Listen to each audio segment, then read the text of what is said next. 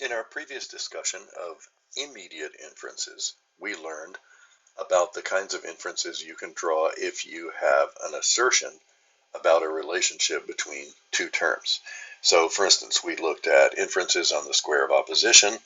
On the square of opposition, if we know something about the truth value that is asserted of, for instance, an A, that's all S is P, then we can assert something about the truth value of the corresponding O, that's some S is not P. In other words, if A is true, the corresponding O is false. That's an immediate inference because we don't need a mediating term.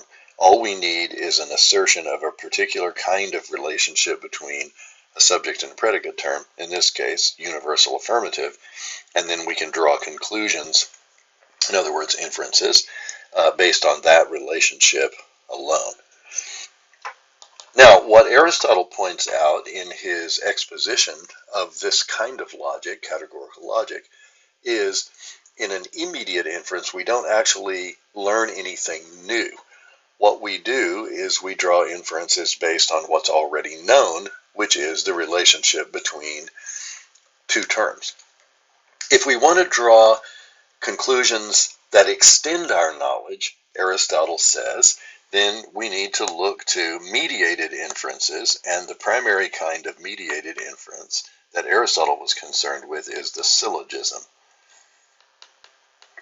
Now, the syllogism operates by creating a relationship between a subject and a predicate term in the conclusion or the inference we're drawing based on a relationship that the subject term has with a mediating term, we call it the middle term, and the relationship that that middle term has with the predicate of the conclusion. So let's look at a really simple example of the kind of argument that Aristotle has in mind.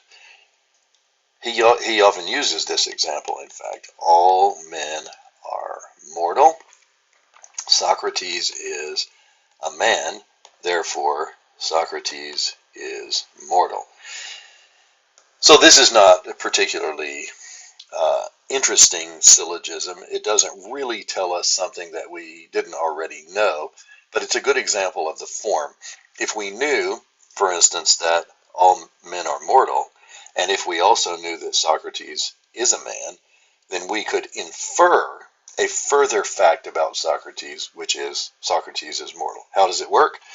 The subject term of this new inference, which is represented here, has a relationship with a middle term.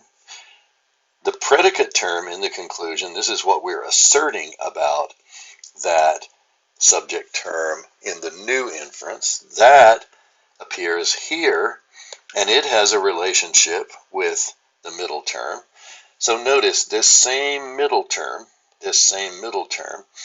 mediates a relationship by the relationship it has with O, the relationship it has with S, and it, in effect, gives us the warrant for the relationship between S and O in the new inference. So let's look at an example where we might see a little bit more clearly that we can extend our knowledge, all right? So suppose we knew a particular thing, a fact about amphibians, and that is that young amphibians are the kind of creature that has gills. So we could formalize that as all Y's are G. So all young amphibians are beings with gills, all right?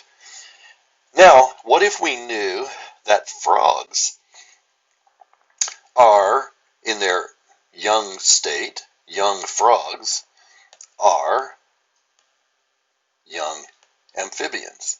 So we will have the formalization all F are Y, all young frogs are young amphibians. Now what can we infer from this? Well, think about it for a minute. If all the Y's there are, if we represented it like this, if all the Y's there are belong in a larger set of creatures with gills, and if all the F's there are, that is the young frogs, belong in the set of young amphibians, then we can see that it cannot not be the case that all the young frogs there are going to belong in the set of creatures with gills. In other words, we can draw a new inference here. All young frogs are creatures with gills. If we analyze how this works, again, like the example with Socrates, if we analyze how it works, we have the subject term of the new inference, that's the conclusion, and that term has a relationship with the middle term, young amphibian. Also, the predicate of this new inference in the conclusion has a relationship with young amphibian. Notice that young amphibian appears between, as it were, the middle term that mediates a relationship between the subject term and the predicate term of the new inference. And if the relationship is the way it's asserted in this argument by the two premises, then the conclusion cannot be false. Why can it not be false? Well, again, because all the y's there are inside the G circle, and all the f's there are inside the Y circle. So if all the f's are inside of Y and all the y's are inside of G, then all the f's, as we pointed out here, must be inside of G. So this is the fundamental idea. The idea is that in a syllogism, we're drawing an inference, and this inference is, as Aristotle thought of it, new information. This is a new fact that we can draw about the terms represented in the premises.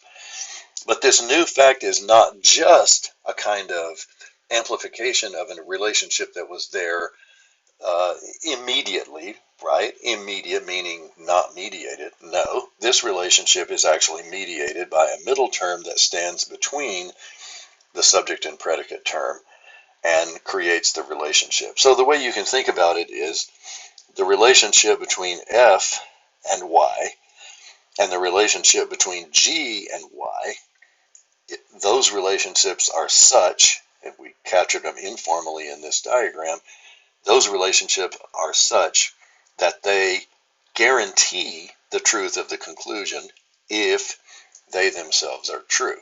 And that is exactly what we want in a valid syllogism. If the premises were true, the conclusion cannot be false.